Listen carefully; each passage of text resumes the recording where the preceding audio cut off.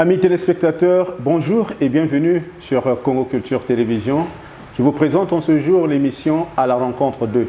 Et comme vous le savez, À la rencontre d'eux, c'est la découverte des personnalités culturelles, socio-culturelles et économiques de ce pays. Et aujourd'hui, nous avons l'insigne honneur de recevoir le président de l'ONG Maison des Jeunes Entrepreneurs. Il s'agit donc de M. Armel Mankou, un jeune entrepreneur qui se bat dans presque tous les domaines parce qu'il est visible sur la place de Brazzaville et aussi dans les réseaux sociaux à travers ses différents contacts. Avec lui, nous allons donc développer deux nouveaux projets qui ont été mis en place par l'ONG MJE. Il s'agit dans un premier temps du projet des étudiants web entrepreneurial et nous avons aussi le projet de digitalisation des diplômes. Ça, c'est vraiment une première au Congo. Nous allons donc voir avec M. Mankou de quoi est-ce qu'il s'agit, parce que nous sommes dans ce qu'on appelle l'innovation technologique. En tout cas, je ne vous en dirai pas trop long. Avec moi sur ce plateau, M. Armel Mankou. Bonjour, M. Armel. Bonjour, M. Benka. Comme je viens de l'annoncer à l'introduction, nous allons donc faire la découverte d'abord de vous, en tant que personne physique, mais également de votre ONG, la Maison des Jeunes Entrepreneurs. Qui est M. Armel Mankou?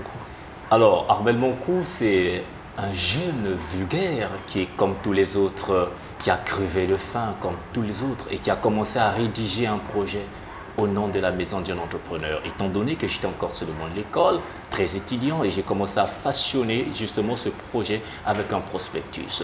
C'est un projet qui m'a beaucoup touché parce que la saison à laquelle je l'ai rédigé, c'était pas un bon climat, c'était avec un climat malsain parce que je crevais de faim, je ne pouvais pas me déplacer et j'étais tout de suite sorti de la déception du milieu professionnel dont on parle de l'employabilité bien sûr. Donc j'étais très stressé de la délinquance professionnelle qui régnait vers les administrations. Tu vas entendre, tu es là, les stress du service. J'étais obligé de mettre en place un projet au nom de la Maison des Entrepreneurs. Donc aujourd'hui, Armel Mankou, c'est un jeune entrepreneur qui œuvre pour le palissement des infrastructures nationales et également internationales.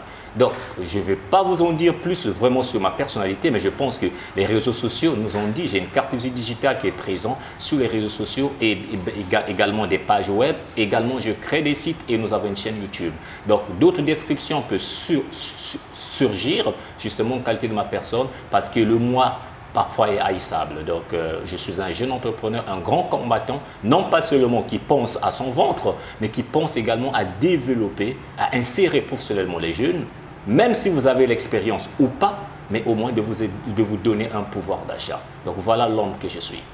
Merci beaucoup. En tout cas, brève présentation de M. Armel Mankou. Je l'ai présenté ici comme le président même de l'ONG Maison des Jeunes Entrepreneurs. Alors, parlons de votre bébé, la MJE, que vous avez eu à enfanter dans les douleurs de cet environnement que vous avez décrit. Aujourd'hui, ça fait combien d'années déjà?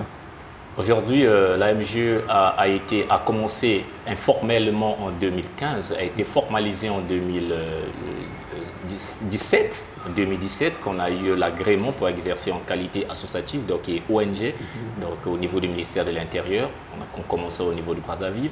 Aujourd'hui, c'est une structure qui est présente maintenant au niveau de l'Europe, au niveau de l'Afrique du Sud, au niveau de la Côte d'Ivoire. Je vois une vraie croissance, vrai épanouissement. Ça veut dire qu'il y a eu vraiment une nette progression par rapport à l'idée initiale que vous avez au départ. Une croissance avec une vitesse maximum au moins de 80% par rapport à un régime habituel, à un sens normal, disons. Okay. Alors, vous avez certainement eu à initier plusieurs projets, mais aujourd'hui, nous allons parler particulièrement de deux nouveaux projets. Il s'agit donc du projet sur les étudiants web entrepreneurial et le projet de la digitalisation des documents académiques tels que les attestations et les diplômes. Alors, nous allons commencer par le premier projet qui est le projet étudiant en web entrepreneurial. Alors, de quoi est-ce qu'il s'agit exactement? Très bien. Permettez-moi de faire une rétrospective en ce qui concerne ce volet.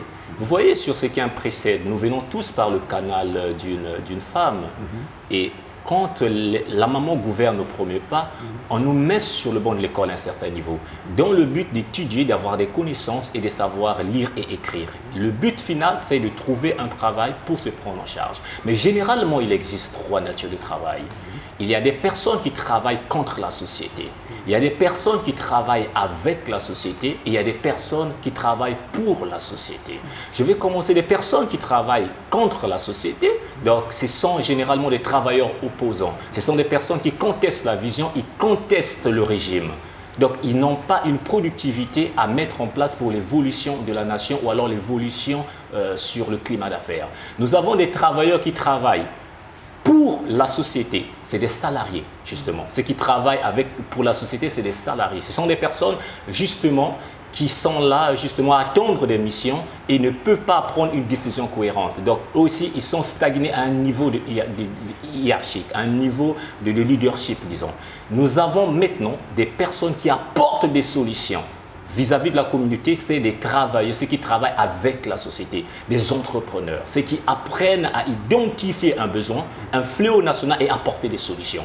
Le rubrique du projet, donc, alors là je viens atterrir sur le projet étudiant au web entrepreneurial, consiste à insérer les jeunes étudiants, à leur donner la mentalité entrepreneuriale, de leur inciter à la marche entrepreneuriale. Et là, vous parlez des étudiants finalistes. Les étudiants pas finalistes, peu importe. Ceux qui sont encore en cours de formation. Tu es sur le banc de l'école, tu es en formation, tu dois avoir un pouvoir d'achat. Tu es de déranger papa et maman.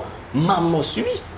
Il y a des pères. On ne doit pas simplement voir nos droits en tant qu'enfants, mais on a également une contribution, des devoirs. Mais les enfants également peuvent, tu es sur le banc de l'école, regardez l'Afrique anglophone.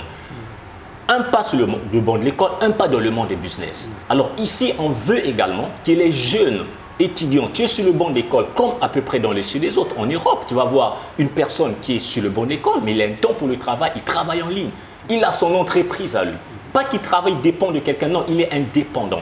Il gère son temps, il est maître de son temps, il peut accorder 1 heure, 30 minutes de temps la journée et le monsieur a de l'argent, la dame a de l'argent. Donc, qu'est-ce qui se passe? Il s'agit de les mettre en place, une bonne configuration des outils de communication digitale, les sites e-commerce. Nous sommes en pleine grande croissance et digitalisation numérique.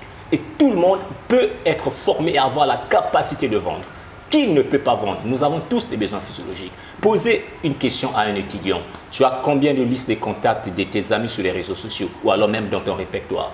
Tous ces contacts-là, ce sont des prospects qualifiés qui désirent forcément un besoin, qui expriment forcément un besoin. Il s'agit justement de les susciter de l'intérêt. Parce que pour réussir à vendre, soit identifier le besoin ou alors créer le besoin. Tu ne peux pas vendre tant que la personne ne désire pas. Exactement. Raison pour laquelle ces jeunes ont déjà des contacts chauds. Ils ont déjà des clients. Mais ils ne savent pas ils portent déjà des clients, des personnes qui peuvent désirer des produits. Alors nous, on signe des partenariats avec des structures qui peuvent mettre à notre disposition leurs produits et biens. Quelle est l'entreprise qui ne veut pas vendre? Le succès de toute entreprise, c'est quoi? Alors les étudiants, on va les configurer des outils en ligne. Ils vont utiliser les contacts chauds et également leurs contacts sur les réseaux sociaux. Et ils deviennent en quelque sorte des intermédiaires entre les entreprises et les clients. Voilà, des porteurs d'affaires ou de mise en relation des clients.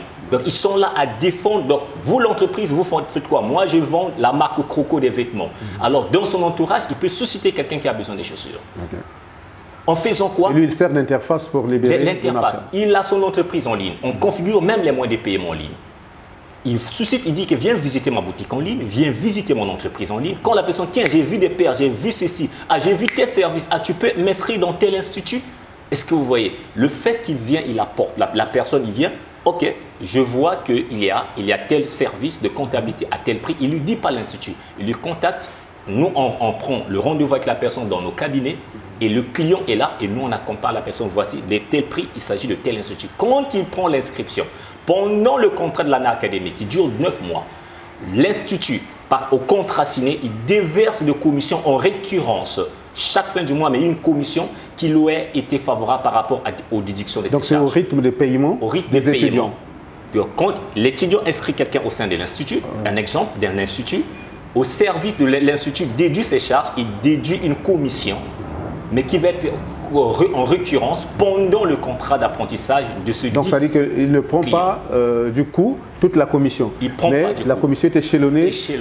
Parce que ça doit donner un pouvoir d'achat. À chaque fin du mois, j'inscris 5 personnes. Par personne, je gagne tant de récurrence. Et le client, l'apprenant, il sait que j'ai pas un problème de déplacement.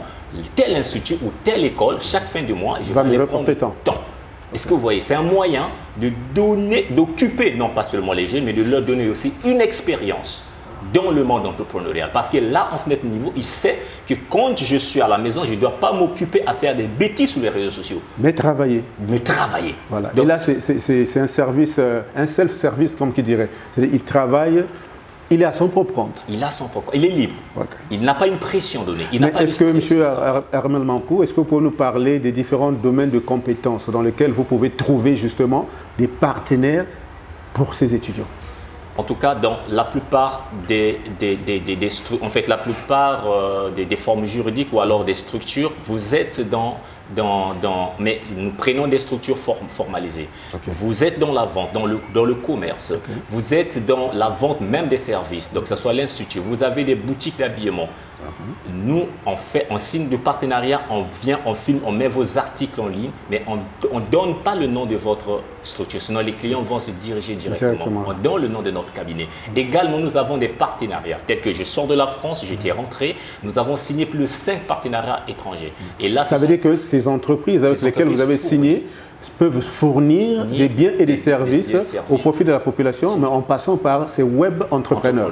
Très bien. Tel que là, nous avons les étudiants, déjà il y a un premier projet qui vont travailler et gagner même en récurrence. C'est ce que moi j'appelle même en fait un système une machine de rentabilité financière. Pourquoi ? Je prends l'exemple de la société canadienne qui est notre partenaire direct. C'est une grande société, l'administration financière même au niveau des États-Unis. On est coordonné par la direction française. C'est un système ils ont 2 satellites. C'est une grande entreprise, l'un des 10 top au niveau du Canada. Ils ont même 2 satellites. Quand on met, qu'est-ce qu'eux ils vendent? Ils vendent des solutions digitales. Une entreprise a besoin de solutions digitales. On peut te donner des prospects qualifiés que tu recherches grâce à l'intelligence artificielle. Alors quand un étudiant trouve une entreprise qui a besoin de solutions digitales, qui a besoin d'avoir de l'espacement même dans les serveurs Google pour héberger des sites et pouvoir les créer, eh bien l'étudiant gagne en récurrence parce que les Européens ou alors les Occidentaux, ils ont un système d'abonnement. Même la carte SIM au niveau de l'Europe, aujourd'hui j'ai un numéro français, mais je paye par mois. Soit tu payes par année, tu payes par mois. Voilà. Donc eux, tous leurs systèmes sont établis par un système de paiement annuel ou mensuel. Donc là-bas, donc selon votre force. Si vous payez mensuellement ou annuellement, ça n'engage que vous. Ça n'engage que vous. Et alors, quand l'entrepreneur ou alors l'entreprise ils vont s'engager à payer soit annuellement ou mensuellement, l'étudiant gagne en récurrence ses commissions. Alors, même s'il meurt, si l'entreprise reste client de la grande société, son compte bancaire va continuer à être débité. Et là, c'est l'ayant droit qui va prendre. Et voilà, c'est l'ayant droit, voilà la personne qui est censée prendre ses héritages. Donc, voilà un système où l'étudiant commence à préparer ses économies déjà, pour opter à un monde entrepreneur. Regardez au sein des formes juridiques pour que la personne puisse entreprendre. Regardez l'impossibilité pour un étudiant, tel que je prends le cas de notre pays. L'impossibilité à quel niveau? Un étudiant, il est sur le banc de l'école, on le nourrit, justement, même son déplacement, c'est un problème. Pour lancer des initiatives, il doit chercher à avoir des collaborateurs ou alors des partenaires ou des contrats solides. Mais pour qu'un partenaire vienne accepter à te donner des contrats, quelle est ta forme juridique? L'informel. C'est vrai que ça fait vu l'économie d'une nation, mais pour la circulation. Mais pour avoir des contrats potentiels, faire des activités. Il faut être reconnu. Il faut être reconnu par la tutelle, mais déclarer même la forme juridique le plus négligeable, c'est-à-dire que la forme EI, entreprise individuelle, il faut avoir même dans les papiers, c'est 100 000 francs. Le minimum. Le minimum possible. Et alors, tu déclares les papiers, tu dois mettre en place dans l'environnement une maison commerciale pour être connu, parce que tes produits doivent être connus. On doit te visiter, tu dois être référencié. Alors, quand tu le mets, les maisons dans les milieux commerciaux, ce n'est pas moins de 100 000 francs à bord du boulot. Est-ce qu'on est d'accord? Le loyer vous coûte. Le loyer vous coûte. Il y a une caution qui est là. Et également, en dehors du caution, vous devrez chercher maintenant à mettre à disposition des biens ou services. Et il faut les acheter. Voilà. Même si ce sont des services, tu as besoin du matériel. Ça fait partie des ressources. Il faut avoir du matériel. Un investissement initial. Un investissement. Donc, avec moins de 1 million, il est quasiment impossible d'entreprendre dans la légalité. Est-ce que vous voyez, c'est très difficile, donc c'est quasiment impossible qu'un étudiant dispose d'abord de 1 million pour mettre en place une entreprise et de sur quoi il faut disposer le temps. Donc, on peut dire en quelque sorte que le projet web entrepreneurial est une solution, c'est un palliatif à toutes ces tracasseries entrepreneuriales. Ça donne une expérience dans le monde entrepreneurial au niveau des contact avec l'étranger. En contact avec les étrangers qui sont des directeurs même des entreprises. Ce sont des entreprises qui peuvent même les employer demain. Ça fait partie des avantages. Ils enrichissent leur CV. Une expérience sur la capacité de vendre. Aucune entreprise ne va pas vouloir quelqu'un qui va la porter des clients. Chaque entreprise, ce qui enrichit même les entreprises, c'est les clients. Donc, raison pour laquelle les étudiants ils vont bénéficier de l'expérience, l'enrichissement de leur CV, les gains, en fait, l'indépendance financière. Et ils optent à une marche entrepreneuriale. La formation les a été réservée en ligne et tout comme par des jours où ils n'ont pas cours, tels que les samedis après-midi, en présentiel, on les forme dans les métiers du digital, le métier entrepreneurial. Donc avant voilà, de rentrer dans ce projet, il y a d'abord une formation de base qui est donnée ici à la MJE. La formation est lors de la mise en pratique. On a compris que si on se met encore à former pendant une période, on va nouer à ce qu'on appelle par le fléau de l'étudiant éternel. Il finit à l'institut, il voit que non, là-bas il y a une formation digitale, il vient, il fait la formation digitale, là-bas il y a une formation en formation. De formation en formation, c'est un grand sans pratique. Sans pratique. Nous, qu'est-ce qui se passe? On te configure déjà des outils en ligne et on te dit, voilà comment ça fonctionne, voilà comment on Donc c'est une mise en pratique. C'est une formation en exerçant, en mise en pratique. Okay. Alors, en tout cas, M. Monkou, c'est très bien. Je pense que le public sera très content de découvrir cette innovation qui fera qu'aujourd'hui, les jeunes étudiants peuvent se prendre en charge et devenir des entrepreneurs autonomes grâce à leurs propres moyens et cela va leur éviter les tracasseries administratives liées à la mise en place d'une entreprise. Même si la finalité, M. Monkou, ce serait toujours de pouvoir avoir la forme juridique qu'il faut et être reconnu officiellement. Mais nous pensons que ce serait un tremplin pour eux de pouvoir acquérir déjà cette expérience qui va les porter vers l'avant. Vous ne vous êtes pas arrêté par ce projet, vous avez mis en place un deuxième projet. Il s'agit donc du projet qui compte numériser les attestations, les diplômes, afin de les rendre visibles sur une plateforme internationale et de favoriser une reconnaissance à l'échelle planétaire. Ça aussi, je pense que c'est quelque chose de très frappant. Est-ce que vous pouvez nous en parler? En tout cas, personnellement, c'est un projet qui m'intrigue, ça me va droit au cœur par rapport à la solution que nous avons apportée au niveau du Congo-Brazzaville, au niveau de l'Afrique, parce que nous avons observé l'image salie des instituts, mais qui ne pèse pas sur les instituts, mais qui pèse sur les étudiants finalistes. Qu'est-ce qui se passe? Regardez quand une personne vient frauder en diplôme. Aujourd'hui, la technologie est tellement avancée. Les bons tricheurs sont intelligents. Il n'a même pas besoin de scanner. Il a besoin de reproduire la conception de ton diplôme. Il va les reproduire, tes cachets. Il va chercher à signer comme le directeur. Les cachets là, c'est combien? Au Congo, la fabrication, c'est 1500. Il paye quoi? Il est un informaticien ou alors il consulte un informaticien. Il va chercher justement à faire la photocopie et prendre le cachet légalisé de votre établissement. Il refait des cachets, il pose. Dites-moi, quelles sont les mesures de vérification au sein des entreprises lors des recrutements de ces diplômes? Combien d'entreprises partent sur le terrain dans des instituts pour aller vérifier que l'authenticité des diplômes, l'authentification, en fait, montrer l'exactitude de ces diplômes? Combien d'instituts ou alors des entreprises partent sur le terrain pour certifier cette vérification? Ça veut dire plus simplement qu'il y a une grande quantité de faux diplômes en circulation. Des faux diplômes en circulation, il y a la tromperie. C'est-à-dire que les entreprises, il n'y a pas une vérification fiable sur ce volet. Alors, qu'est-ce qui se passe? Les étudiants qui subissent. Pour ne pas vous arrêter, je pense que vous parlez là d'une question d'actualité. Parce que sur le plan national, il y a un député qui a été démis de ses fonctions, donc qui a perdu son immunité parlementaire. Jusqu'à condamner à 30 ans de travaux forcés. Parce qu'il aurait utilisé un faux diplôme. Donc je pense que tout ce que nous faisons aujourd'hui peut avoir des répercussions demain. C'est donc le temps de pouvoir changer ces choses. Et vous, au niveau de la MJE, vous avez trouvé la solution. C'est exactement mettre en circulation un système qui protège les diplômes. Voilà. Alors, le système qui protège ces diplômes aujourd'hui, c'est ce que je disais tout à l'heure. Merci bien pour cette complémentarité. Alors, ce système va permettre justement à sauver l'image de l'établissement parce que les étudiants finalistes, quand ils viennent au sein des entreprises, ils sont condamnés. Imaginez-vous, je suis un entrepreneur, je recrute pour un institut, je ne cite pas le nom. et que je constate que, parce que la personne qui fraude le diplôme, c'est une personne qui n'est pas compétente, soit qui n'a pas mérité le diplôme, mais il a de l'estime, il a de l'idée sur cette option-là. Alors, il vient chercher l'emploi, je le garde. Par incompétence, je le licencie. Mais je vois le centre qu'il est venu ou l'institut qu'il est venu. Voilà. Demain après et on demain, jette l'anathème sur cet institut. Sur cet institut-là. Demain après-demain, je suis en phase à nouveau de recrutement. Je vois les mêmes diplômes de cet institut ou de cette école ou alors de ce centre qui vient se présenter du coup à mon niveau. l'incompétence. Je vois déjà l'incompétence. Qui va vouloir répéter les mêmes erreurs deux fois? Au moment où on apprend dans les erreurs, meilleur apprentissage dans les erreurs, je ne vais pas recruter parce que ça va encore revenir sur les mêmes histoires. Alors qu'est-ce que moi je fais? Je vais pas le faire comprendre qu'est-ce qui se passe. Je vais lui compliquer la vie dans les questions et déclasser le dossier. Alors moi je vois l'image qui va être sauvée. Alors ça se passe comment? On est en train de numériser des diplômes, on les met dans des serveurs Google. Étant donné que nous travaillons avec des partenaires étrangers qui nous donnent l'accessibilité de numériser les diplômes. Cette fois-ci, le diplôme est là, mais il y a l'image de la personne. Il y a ses réseaux sociaux. Il a même un bouton WhatsApp où il peut mettre à jour son CV. On peut télécharger 1000 fois son CV. Il y a son image, l'original en ligne. Il y a les contacts et les sites internet de l'école. Et un numéro administratif, un bouton WhatsApp d'un numéro administratif où tout entrepreneur, depuis son bureau, il peut demander une recommandation ou une vérification. Est-ce qu'exactement en telle période, tel étudiant est passé par votre institut? Alors là, on laisse un message, une recommandation, on voit c'est une entreprise, l'administration, c'est son travail. Voilà. Il a droit à répondre à ces dites questions.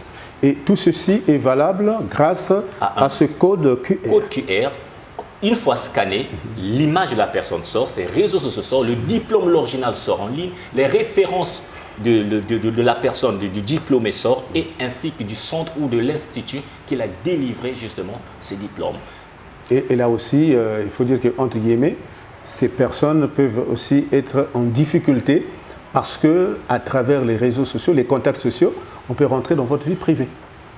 Très bien. L'avantage, c'est que ça vient sauver ce qu'on appelle par la délinquance juvénile de nos jeunes frères. Imaginons, moi aujourd'hui, je sais qu'une fois que je suis dans tel institut, à la fin, je vais avoir un diplôme où les recruteurs vont accéder sur mes réseaux sociaux. Ça corrige mes limitations. Je sais qui fréquenter sur les réseaux sociaux, quel poste mettre sur les réseaux sociaux. Ça vient corriger un peu le dévaste qu'on fait. Parce qu'apparemment, les gens se libèrent sur les réseaux sociaux. Ils se libèrent sur les réseaux sociaux, ils se défoulent, ils font n'importe quoi. Ils oublient que c'est une identité. Sans pourtant voir qu'ils sont en train de salir leur identité. Voilà. Donc ici, là, ça corrige un peu cette délinquance également. Et l'avantage, l'autre avantage vient surgir au niveau de l'étudiant finaliste, c'est qu'il peut se permettre aujourd'hui à rechercher son emploi, non pas seulement dans la zone géographique congolaise ou nationale, mais sur le plan international. Tel que moi, j'ai 3 témoignages, 3 de mes assistants, dont je peux même me permettre à citer les noms. Il y a Frim, Madame Lorena Venera, qui était justement à mes côtés. J'ai fait des diplômes et j'ai fait la recommandation. Les entreprises au niveau de l'extérieur leur ont envoyé le billet et les messieurs sont partis, la dame est partie. Aujourd'hui, Lorena est au niveau de la France. Aujourd'hui, Frim est au niveau de l'Italie. Madame Venera est au niveau de Dubaï. Est-ce que vous voyez des pays différents, mais grâce à quoi? Les entreprises là-bas, ils ont cherché les profils et on a posté en ligne. Ils ont vu les diplômes légalisés et les services, leur expérience, qu'ils ont travaillé dans le compte d'une organe, d'une ONG et ils ont vérifié. Nous, on a envoyé des requêtes. Moi, j'ai recommandé, j'ai rempli les formulaires et il y a eu confiance. Donc ça veut dire que c'est possible de quitter de Brazzaville à Dubaï, à Paris, grâce à une demande en ligne. En demande en ligne. Pourquoi? Parce qu'il y a une assurance, il y a exactitude de votre diplôme, il y a authentification de votre diplôme. Les structures, pourquoi est-ce qu'on évite de recruter n'importe qui? On lit ton diplôme, on ne peut pas procéder à la vérification de ton diplôme. Pourquoi oser même t'envoyer un billet pour te donner de l'emploi? Alors ici, ça mine le climat déjà de vérification des diplômes plus facilement. Ça vient corriger ce problème sur le plan national et également pour un étudiant de rechercher son emploi sur l'échelle mondiale, pas simplement dans une zone géographique définie, mais cette fois-ci sur l'échelle mondiale. En tout cas, merci beaucoup, M. Mankou. Je pense qu'il y a à boire et à manger, comme on dit souvent dans vos 2 projets. C'est sûr que ceux qui nous ont suivis seront très marqués de ces grandes innovations et n'hésiteront pas à vous contacter pour de plus amples informations. Est-ce qu'on peut déjà avoir le numéro par lequel on peut rencontrer M. Mankou et plus précisément la Maison des jeunes entrepreneurs pour creuser sur ces deux projets innovateurs que vous venez de mettre en place. Bien sûr que oui. La Maison des jeunes entrepreneurs s'est joint au numéro 06, donc plus 242 06 859 21 90. Actuellement, étant donné que nous avons donc je répète le numéro, plus 242 06 859 21 90. Et moi personnellement, j'utilise mon numéro français parce que j'ai noué pas mal des relations, des collaborateurs. Quand on tente de me joindre, le numéro ne passe pas dans mon WhatsApp. Je l'utilise personnellement avec mon numéro français qui s'est joint à plus 33 7 45 31 98 68. Ça c'est mon numéro WhatsApp. Personnellement, vous tombez sur moi. Eh bien, je peux le répéter. Donc plus 33 7 45 31 98 68. Ça, c'est le numéro WhatsApp. Et sur les structures, actuellement, nous avons 2 points. Vous pouvez nous joindre au niveau de 22 rue Kélé, au niveau de Mongali. Et nous sommes également au niveau de l'immeuble Yoka Berna, au 2e niveau, justement dans les espacements de Kosala. Donc, 2e niveau, immeuble Yoka Berna, ou encore 22 rue Kélé, au rond-point Mongali. Nous travaillons avec ces 2 cabinets. Actuellement, on a envie également de s'étendre un point au niveau de Batignolles, mais c'est un projet déjà en cours. Dans les jours qui suivent, vous allez avoir toutes nos adresses et vous pouvez nous contacter ou venir nous visiter, venir découvrir justement ces innovations. Ne pas hésiter, vous êtes dans la commercialisation, venez nous mettre à disposition vos produits et services, on va vous donner un contrat et vous allez rémunérer ces jeunes, donner un pouvoir d'achat à des étudiants qui puissent se prendre en charge personnellement et continuellement. Et également pour des entreprises, des écoles, sécurisez votre système parce qu'il s'agit de voir également votre service après réalisation. Il faut penser à ça, chaque structure, chaque institut. Vous vendez le service, mais après réalisation de ce service, quel est le devenir justement de vos étudiants? Il faut voir tous ces rubriques et le prendre généralement en compte. Donc par cela, pour des jeunes, je vais vous dire que cherchez à vous engager dans le métier étudiant web entrepreneuriat, sortez de votre fantasme enfantin parce que nous savons que la jeunesse est restée longtemps dans l'oisivité. Sortons de l'oisivité, cherchez à obtenir de la maison et non toujours du poisson. En tout cas pour des jeunes, prenez ces conseils en considération et voilà, moi je peux terminer par là en ce qui concerne les références et la recommandation sur nos projets actuels.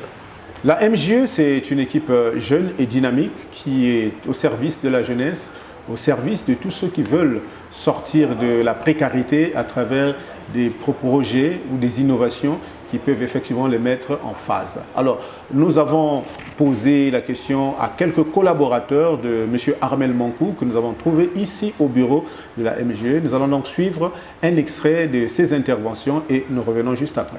Moi, c'est M. Zanza Zeza Joseph Paul. Je suis parmi les assistants de M. Armel Mankou et partenaire de la MJE. Pourquoi nous regardons plus la jeunesse? Pourquoi nous sommes focus à la jeunesse?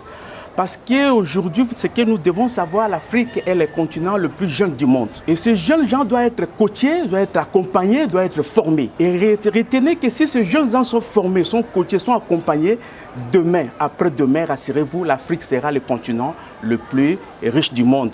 Parce qu'aujourd'hui, la richesse de l'Afrique, c'est la population. Et cette formation et cette coaching, cet accompagnement que nous donnons, c'est le teaching et le learning. Ils apprennent en agissant. Parce qu'aujourd'hui, l'héritage, moi, je peux laisser un appartement à mes enfants. Ils vont vendre ça un jour, mais ils vont rester avec rien. Mais s'ils ont la connaissance, avec la connaissance, ils peuvent vendre. Vous vendez la connaissance et vous avez votre connaissance. Donc voilà ce que nous voulons léguer aux jeunes gens, pas seulement au Congo, surtout que la MG traverse les frontières, au Congo et à travers l'Afrique. Merci beaucoup. Je suis Madame Elena Antondele Mikriza, collaboratrice de la MJE. Je suis là pour mettre la main dans la pâte, sensibiliser, encourager la jeunesse sur le projet étudiant web entrepreneurial, pour les encourager, les sensibiliser sur l'idée innovatrice que la MJE accompagne pour l'avenir de la jeunesse, pour leur garantir, avoir une capacité financière, quoi. Donc c'est ça notre objectif et le projet est très intéressant, voilà pourquoi je suis là pour soutenir le projet. Je me nomme Béni Dimina, je suis assistante de la MJE. L'entrepreneuriat est une chose qui nous permet vraiment d'avoir une indépendance financière. Le fait d'entreprendre autant qu'étudiant nous permet vraiment d'avoir une indépendance financière dans plusieurs cas. Voilà pourquoi j'invite à vous, frères, sœurs étudiants, de venir chercher à avoir plus d'expérience dans les formations, dans plusieurs domaines, faire plusieurs activités. Voilà pourquoi je vous invite à venir dans la Maison des jeunes entrepreneurs et je vous assure que ce lieu va vous accorder un plus dans votre carrière, dans votre cursus, si je peux dire cela. Je me nomme Charles Kimfumu, web entrepreneur, collaborateur de la MJE et partenaire aussi. La MJE en sigle, ce qui signifie Maison des jeunes entrepreneurs, accompagne les jeunes à pouvoir acquérir certaines compétences qui les permettront à pouvoir gérer leurs entreprises, la création et l'accompagnement. Et bien nécessairement, c'est dans ce volet que je suis en train d'évoluer.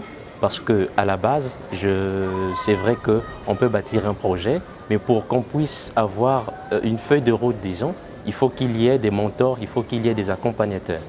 Et la MJE est mieux placée pour cela dans mon cas. Et bien évidemment, je suis en train d'évoluer puisqu'il y a plusieurs projets qui se bâtissent et on m'inclut dans ce genre de projets. Il y a vraiment de l'évolution. Merci beaucoup, M. Armel Mankou. Ce serait donc votre dernier mot. Et je pense que notre entretien a été très édifiant pour la jeunesse, surtout, qui donc a cette capacité aujourd'hui d'entreprendre, de se prendre en charge et de développer personnellement des activités en toute autonomie afin de se lancer dans ce domaine et par la suite de pouvoir se formaliser et devenir une vraie entreprise digne de ce nom. En tout cas, nous disons merci à tous ceux qui nous ont suivis et qui continuent de faire confiance à Congo Culture Télévision à travers l'émission À la rencontre 2. Aujourd'hui, vous avez eu donc M. Armel Mankou, président de l'ONG La Maison des jeunes entrepreneurs. Prochainement, vous serez certainement en face d'un autre acteur socio-culturel et éducatif. Je vous dis au revoir et à nous revoir la semaine prochaine.